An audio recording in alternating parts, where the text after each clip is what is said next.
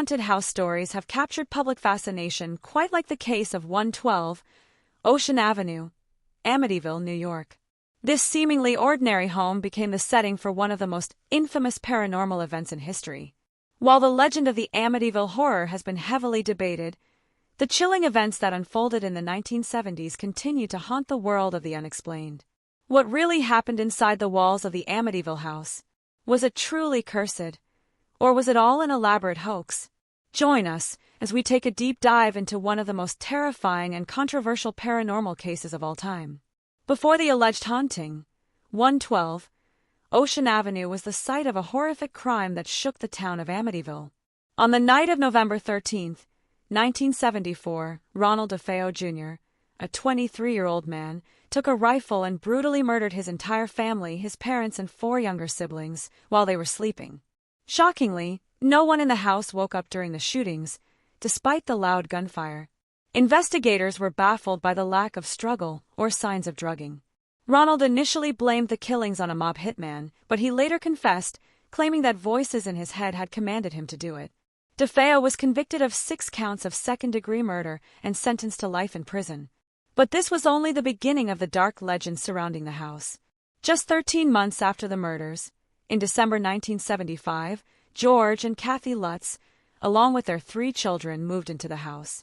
They were aware of its violent history but saw it as a dream home, spacious, affordable, and located in a peaceful neighborhood. However, their dream quickly turned into a nightmare. From the very first night, the Lutz family reported strange occurrences. The activity intensified over the following weeks, becoming so terrifying that they fled the house after just 28 days. According to the Lutz family, they experienced a series of bizarre and terrifying supernatural events, including cold spots and sudden temperature drops in different areas of the house, mysterious noises, footsteps, whispers, and banging coming from empty rooms, unseen forces slamming doors and throwing objects across rooms, green slime oozing from the walls and keyholes, the sudden invasion of flies, despite the cold winter weather, strange, shadowy figures moving through the house, a terrifying red-eyed pig-like creature, which their daughter claimed was her imaginary friend named Jody. George Lutz also reported waking up at exactly 3:15 a.m. every night, the same time the DeFeo murders occurred. The most disturbing incidents involved George Lutz's personality shift.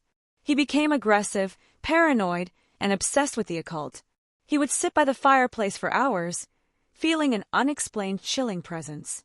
Some even claimed that he started resembling Ronald DeFeo Jr., as if something was possessing him. Kathy Lutz reported waking up with deep scratches on her body and levitating above her bed.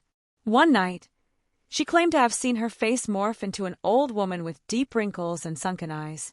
The breaking point came when the family saw a shadowy figure with glowing red eyes staring at them from the staircase. Terrified, they grabbed what they could and fled the house, never returning.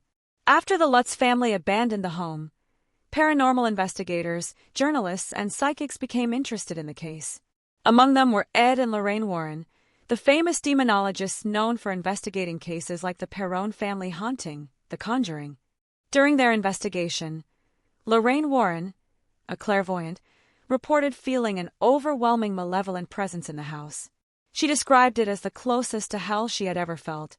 One of the most chilling pieces of evidence was a photograph taken by the Warrens' team, showing the ghostly image of a young boy with glowing eyes, believed to be one of the DeFeo children.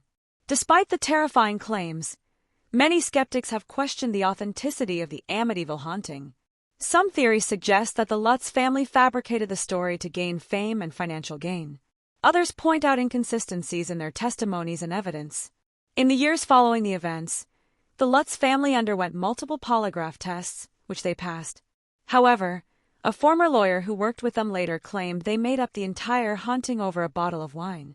The new owners of the house, who moved in after the Lutz family, have reported no paranormal activity, leading many to believe the story was exaggerated.